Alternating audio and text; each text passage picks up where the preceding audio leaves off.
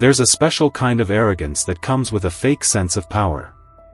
I've seen it plenty in my time as a town marshal, self-important people puffing up their chests, pretending they have authority when, in reality, they wouldn't know real law enforcement if it slapped them in the face.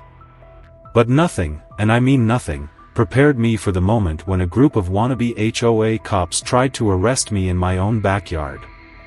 It was a quiet morning. I was sipping my coffee, enjoying the kind of peaceful start to the day that never lasted long in my line of work.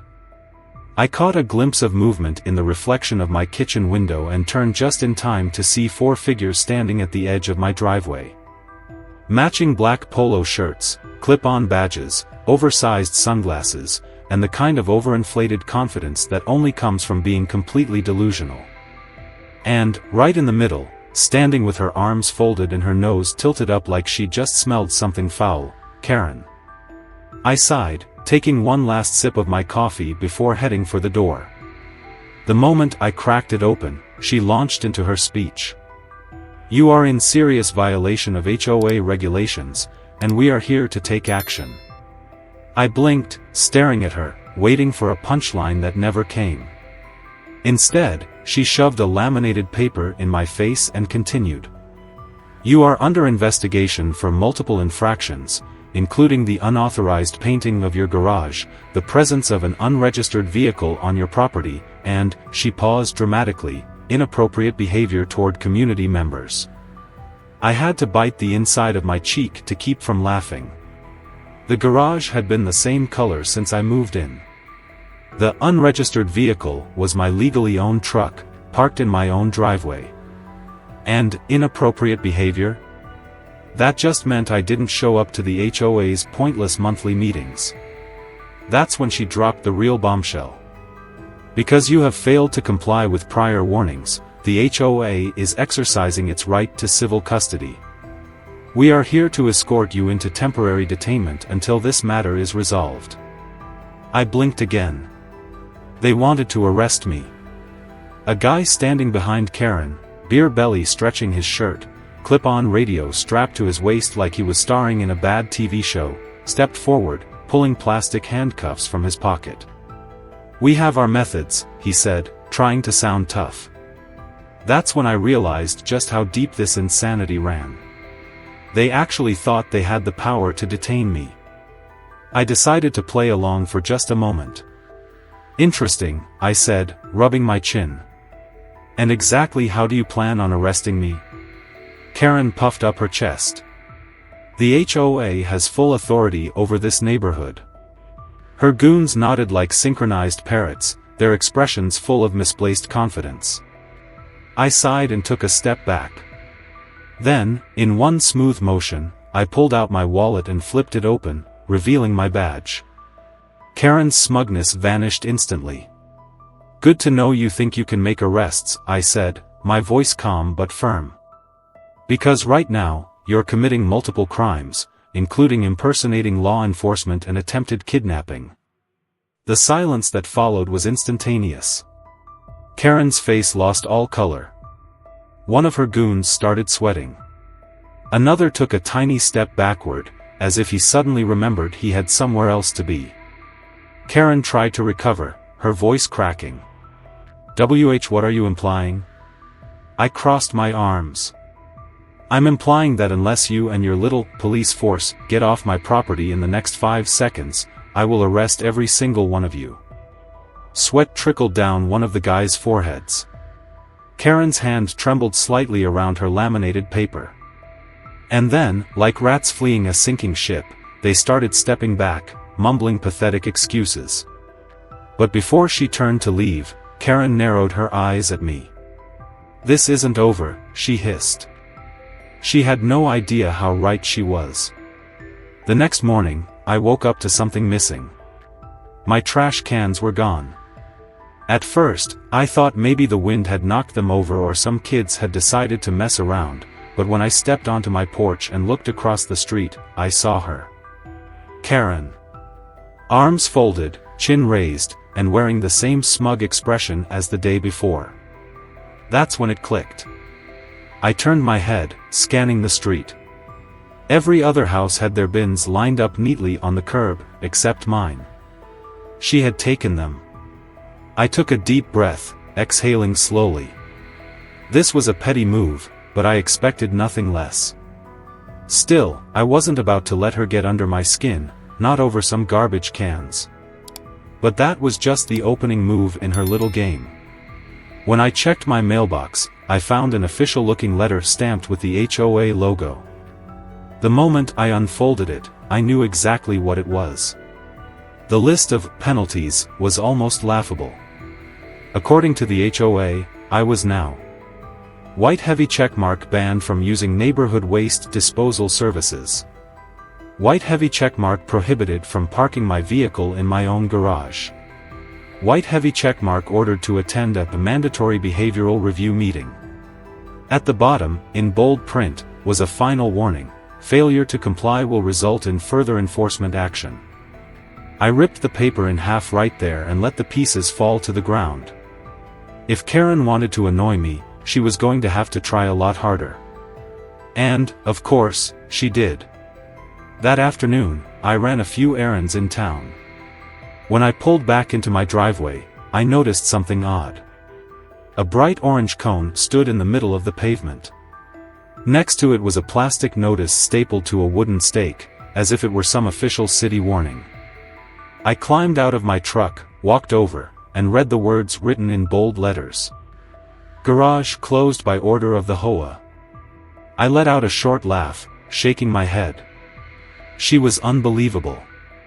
From the corner of my eye, I caught movement across the street. Two of Karen's goons stood there, one of them scribbling something in a notebook. I could only imagine what it said. Owner removing cone improperly. I bent down, grabbed the cone, and without hesitation, chucked it onto the sidewalk. Then I ripped the notice off its flimsy stake and crumpled it in my fist.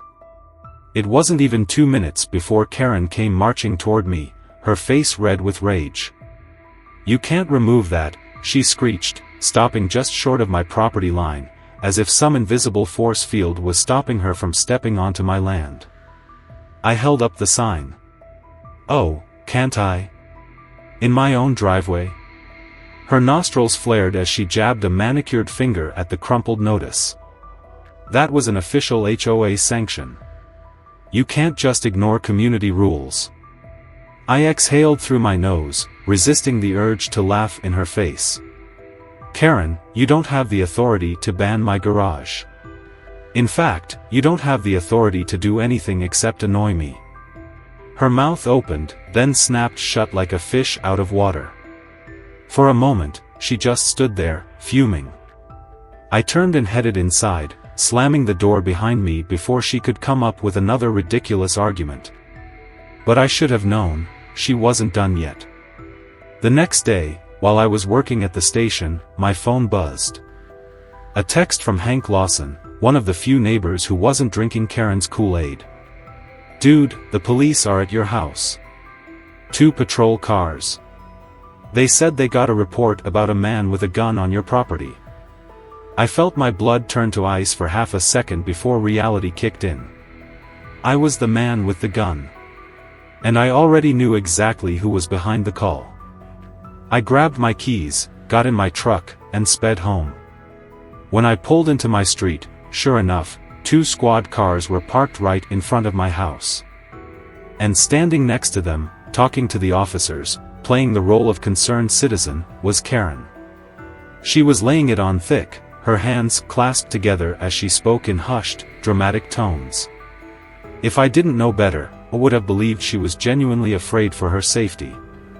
I climbed out of my truck and immediately recognized the 2 officers. Good guys. Honest. And from the look on their faces, I could tell they already knew they were here for a waste of time. One of them, Officer Ryan Miller, turned to me with an apologetic shrug. "Hey, Porter. We got a report about some suspicious activity involving a man with a gun. Thought we'd check it out." I folded my arms. "Let me guess, this lady here was the one who made the call." Karen gasped like she was offended at the very thought. She placed a hand on her chest.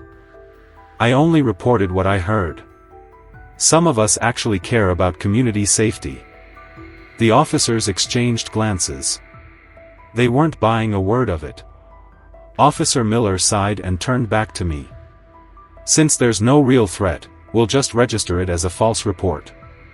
Then, with a pointed glance at Karen, he added, but just for the record, making false reports can get you into a lot of trouble. Karen's smug confidence finally cracked.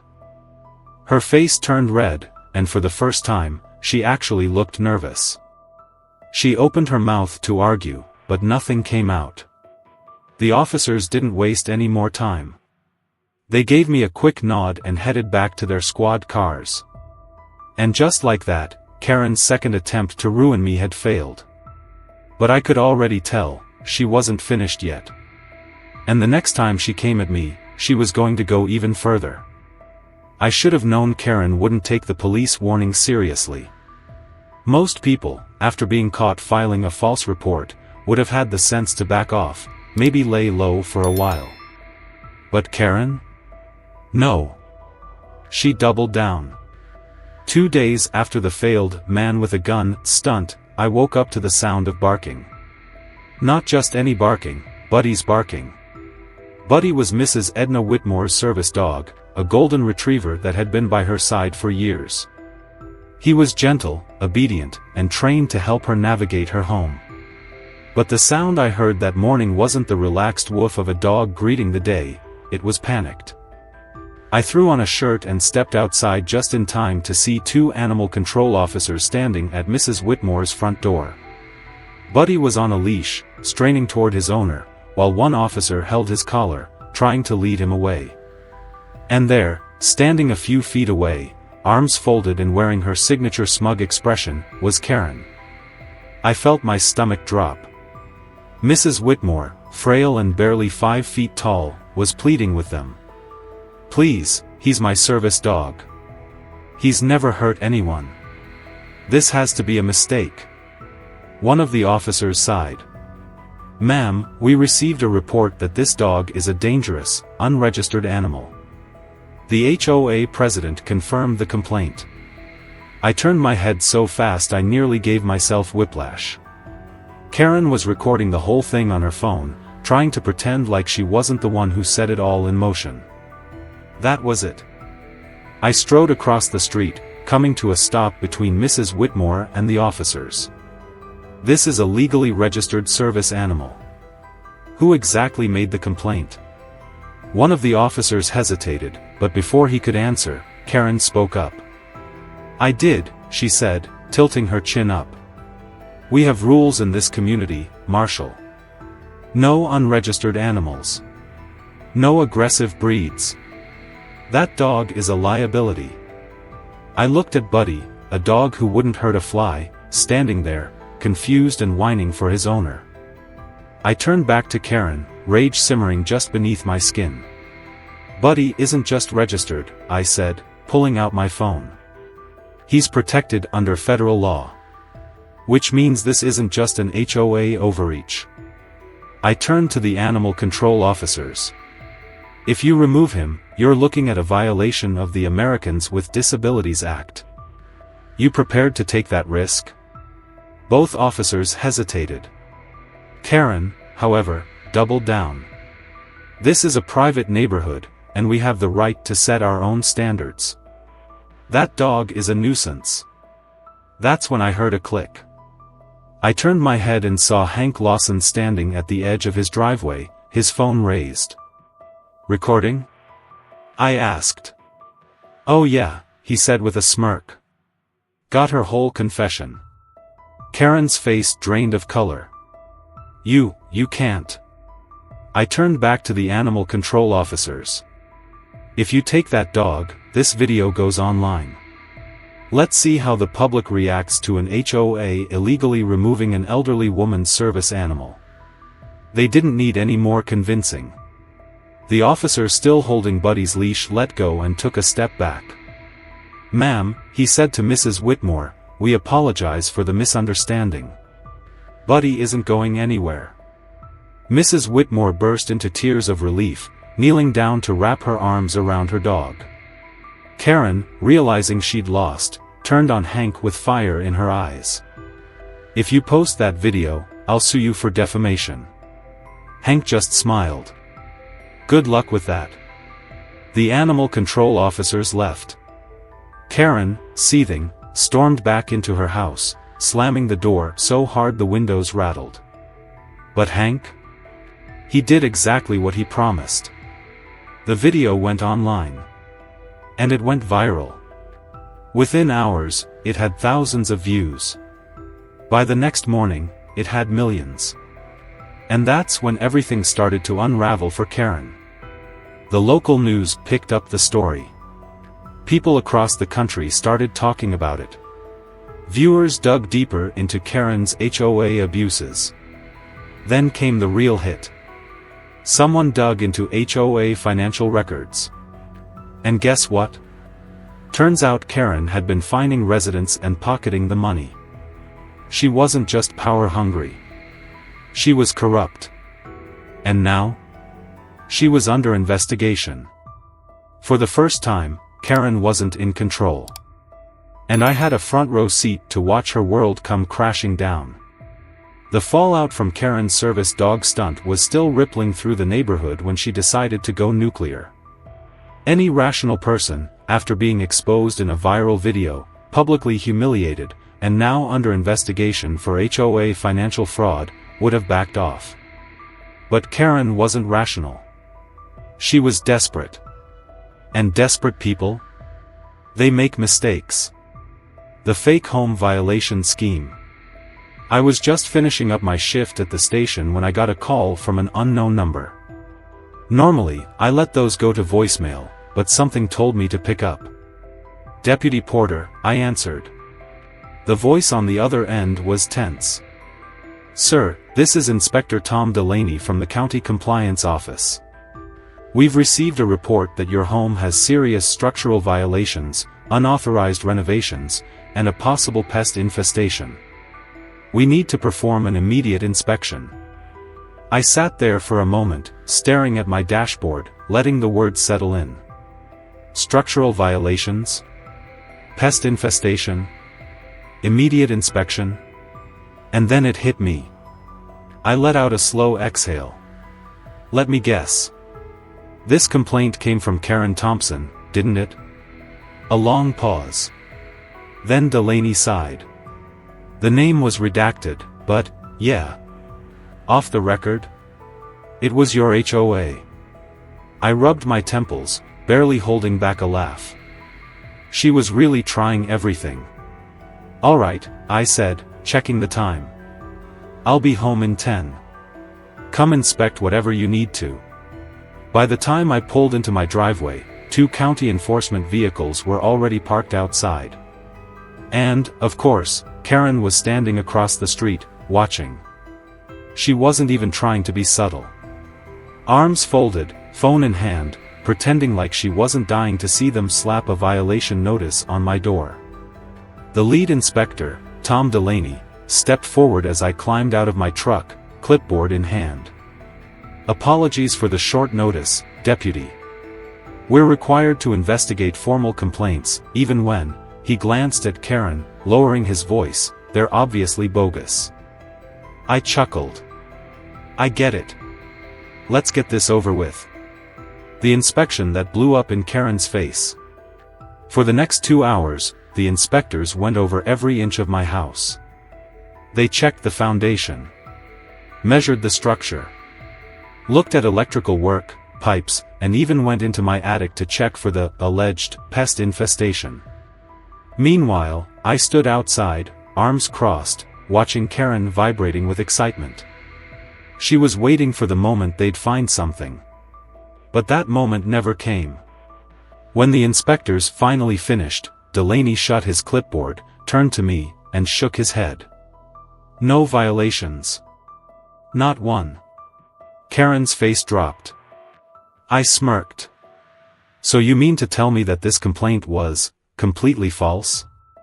Delaney scratched his chin. "Yep. And since this is the 3rd false complaint we've had from this HOA in the past year, I'll be filing an official misuse of public resources report." I turned to Karen, arms folded. "You hear that?" She turned bright red. You can't do that. We were just following safety protocols." Delaney raised an eyebrow. "Oh, we can. And we will. This is blatant harassment, and if you or the HOA file another false complaint, there will be legal consequences." For the first time, Karen had nothing to say. She just stood there, fuming, fists clenched at her sides. I gave her a mocking nod. "Good talk, Karen." She stormed back to her house without another word. The final straw. The next day, I received a letter from the HOA. It was an official notice that my residency was under review. In other words, Karen was trying to kick me out of my own home. According to the letter, my blatant disregard for community rules and aggressive stance toward HOA leadership had caused a disturbance, and my home ownership privileges were being re-evaluated. I laughed loudly. The HOA had zero legal authority to evict me. They didn't own my house. They didn't control my mortgage. But Karen? She was so deep in her own delusion that she thought she could just vote me out of my own neighborhood. That's when I decided. I had been playing defense this whole time. But now? It was time to go on the offensive. If Karen thought she could run this neighborhood like a dictatorship, then she was about to learn exactly what happens when you push the wrong person too far. And I was going to make damn sure she regretted every single thing she had done. Karen had spent months pushing her luck, bending the rules, and terrorizing the neighborhood, convinced that she was untouchable. But after she tried to get my house condemned and failed spectacularly, I knew it was time to end this once and for all. She wasn't just an annoying HOA president anymore, she was committing real crimes. And when criminals dig their own graves, all you have to do is hand them the shovel. I took everything, the false police reports, the HOA fraud, the attempted eviction scam, the illegal liens, the harassment, the financial records that showed tens of thousands of dollars in missing HOA funds, and I handed it all over to the county investigators. And just as I expected, it didn't take long for things to unravel. The day it all came crashing down, Karen made one final desperate move. She organized a protest outside the police station, claiming that I was abusing my authority and that the HOA was being unfairly persecuted. She rallied her last few loyalists, demanding that I be fired from my job for harassing her and the HOA. But she didn't expect the backlash. When she and her group arrived at the police station, so did the news cameras. But they weren't there to report on her cause, they were there because the entire neighborhood had turned against her. Dozens of residents came forward. They held up signs with proof of her harassment, screenshots of her ridiculous HOA fines, copies of fake violation notices, and printouts of her financial fraud. And just as Karen was about to give her big speech, the police chief himself stepped outside. He looked at her. Then at the crowd. Then back at Karen. And in front of the cameras, the reporters, and everyone watching, he said, "This department stands behind Deputy Jake Porter." However, the HOA president, Karen Thompson, is now under official investigation for fraud, harassment, and misuse of public funds. You could have heard a pin drop. Karen's face went ghost white. Then, before she could say a word, two officers stepped forward. "Karen Thompson, you're under arrest." The crowd erupted into cheers. Karen tried to run. She actually turned and bolted like she could just walk away from everything she had done. But it was too late. The moment the handcuffs clicked around her wrists, I swear I heard someone shout, "Well done, Karen." By the time the police cars pulled away, her reign was officially over. The HOA was disbanded and restructured. The ridiculous rules were thrown out. The stolen money was accounted for. And Karen? She was forced to sell her house and leave town in disgrace. Last I heard, she moved to a different city, probably looking for a new neighborhood to terrorize. But here, peace finally returned. And now, I can enjoy my morning coffee without wondering what insane stunt she's going to try next. So, what about you? Ever dealt with an HOA Karen on a power trip? Share your horror stories below, let's see who had it worse.